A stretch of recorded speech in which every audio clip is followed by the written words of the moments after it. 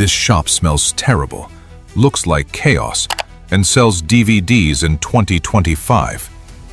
Yet somehow, it's expanding across Britain, whilst retail giants collapse around it.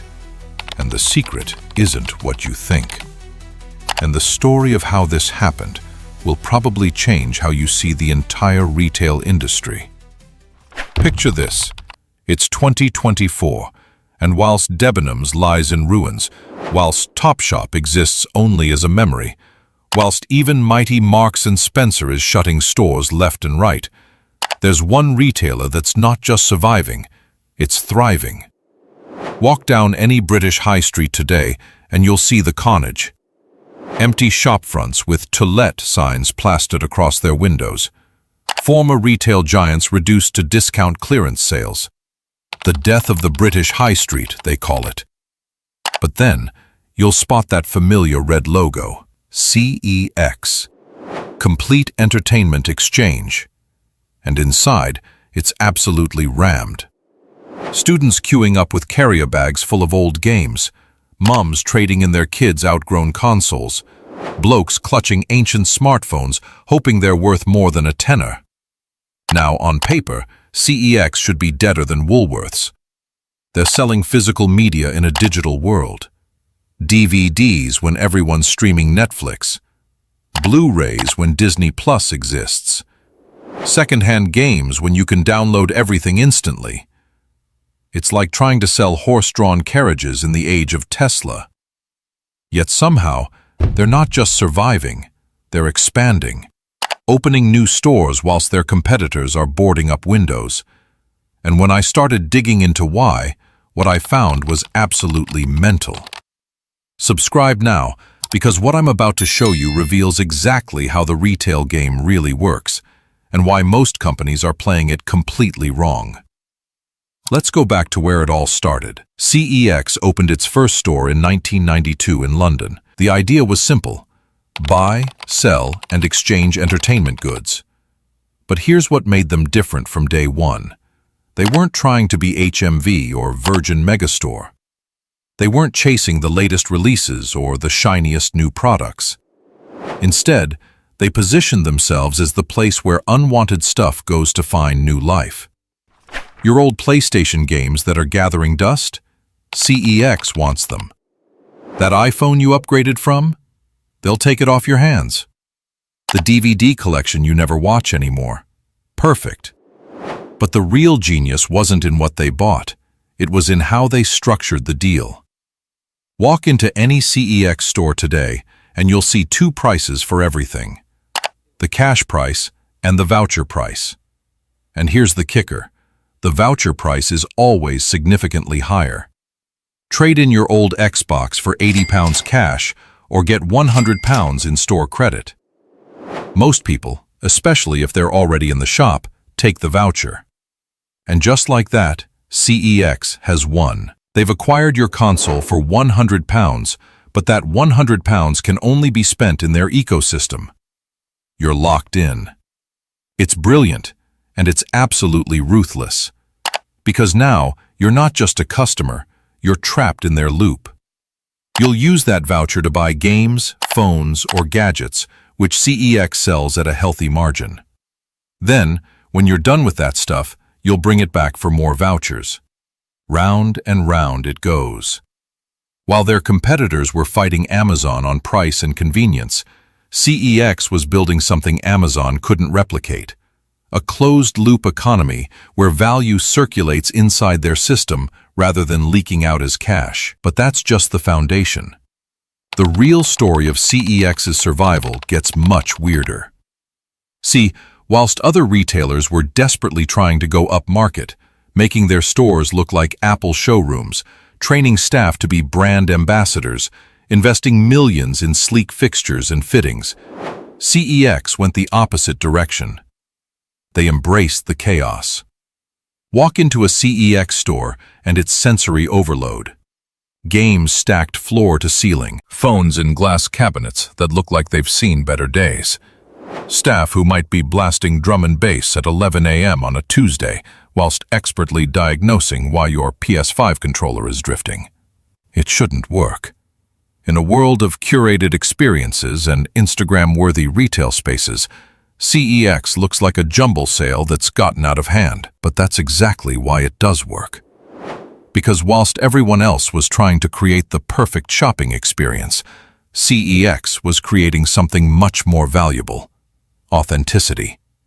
In a world where every shop feels the same, where every interaction is scripted, where every display is focus grouped to death, CEX feels real.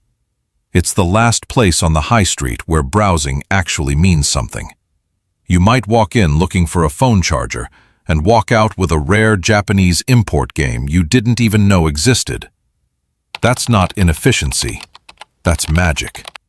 But here's where the story gets really interesting. Because whilst CEX was building this chaotic, authentic, physical experience, they were also quietly becoming a digital powerhouse. Their website isn't pretty. It looks like it was designed in 2005 and hasn't been updated since, but it's incredibly functional. You can check the real-time stock of any item in any store across the country. You can see exactly what they'll pay for your old gear before you even leave the house. You can order online and collect in-store, or even sell your stuff without setting foot in a shop. And then they got properly weird. In some cities, CEX partnered with Just Eat. You can now get a second-hand Xbox controller and a chicken tikka masala delivered in the same order. It's mental, but it's also genius. They were early adopters of cryptocurrency, accepting Bitcoin in dozens of stores years before most people even knew what it was. They installed Bitcoin ATMs when the rest of the retail world was still figuring out contactless payments. This is where you start to see the real strategy. CEX isn't just a second-hand shop. It's a technology company that happens to sell physical goods. They've built systems that let them track, price, and move inventory in ways their competitors can't match. But the most important thing they understood, the thing that's kept them alive whilst giants like Game and HMV collapsed, is that they're not really in the retail business at all. They're in the recycling business. Think about it.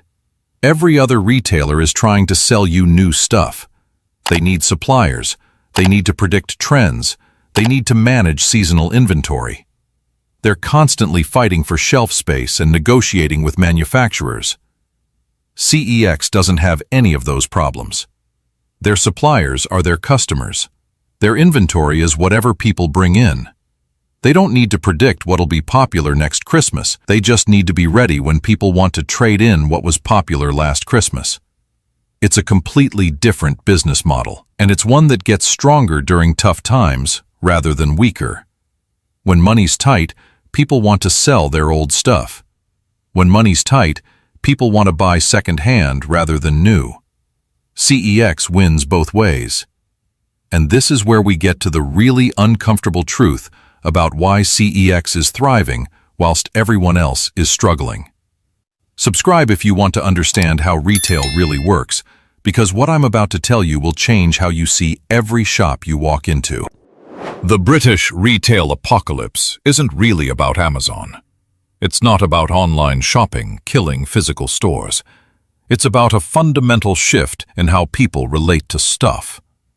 For decades, retail was built on a simple premise: buy new, use it, throw it away, buy new again.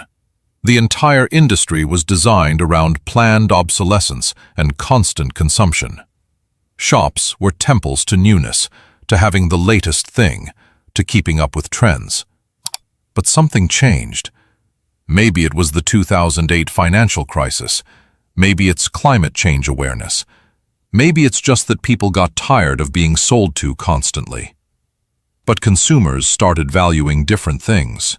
They started caring more about value than newness, more about functionality than fashion, more about getting a good deal than having the latest model. CEX understood this shift before anyone else. They built their entire business around the idea that yesterday's cutting-edge technology is today's perfectly functional bargain. That last year's blockbuster game is this year's entertainment for a $5. Whilst their competitors were still trying to convince people they needed the newest iPhone, CEX was helping them realize that last year's iPhone does exactly the same job for half the price. And here's the really clever bit. They made second-hand feel smart rather than cheap. Walking into CEX doesn't feel like admitting you can't afford new stuff. It feels like you're too clever to pay full price for things that do the same job. They turned thrift into a flex. But there's a darker side to this story. Because CEX's success isn't just about clever business models and authentic experiences. It's about the fact that more and more people simply can't afford to buy new. The cost of living crisis has made CEX's value proposition irresistible. When a new PlayStation game costs £70, finding the same game for £15 in CEX isn't just appealing, it's essential. When your old phone breaks and a replacement costs £800, trading in your laptop for vouchers and getting a refurbished handset for £200 isn't just smart, it's survival. CEX is thriving because Britain is getting poorer. They're the retail equivalent of a pawn shop, and pawn shops do well when times are hard. The chaos in their stores isn't charming quirkiness. It's the visual representation of an economy where people are constantly trading down, constantly looking for ways to make their money stretch further, constantly turning their possessions into cash. Every transaction in CEX tells a story of financial pressure. The student selling textbooks to pay rent, the parent trading in games to afford school uniforms, the pensioner exchanging DVDs for grocery money. And CEX has built their entire business model around profiting from that desperation. The voucher system that locks people into their ecosystem? That's not customer loyalty, that's financial entrapment. The fact that they pay significantly less in cash than vouchers? That's not encouraging repeat business. That's exploiting people who need immediate money and can't afford to wait. But here's the thing that really gets me. CEX has managed to make this exploitation feel like empowerment. They've convinced people that being forced to sell their possessions is actually a smart financial choice. That being locked into their voucher system is getting a better deal. It's genius, and it's absolutely ruthless. And it's working. Whilst traditional retailers collapse under the weight of their own assumptions about what customers want, CEX grows stronger by understanding what customers actually need. They don't need the latest gadgets. They need their old gadgets to be worth something. They don't need pristine shopping experiences. They need functional products at prices they can afford. CEX isn't succeeding despite the retail apocalypse. They're succeeding because of it. They're the cockroach of retail, thriving in the ruins of everyone else's business model. The question is whether the high street will survive the rise of CEX. Because what they've built isn't just a shop. It's a glimpse into the future of retail in a world where most people can't afford to buy new things anymore. Thanks for watching. See you in the next video.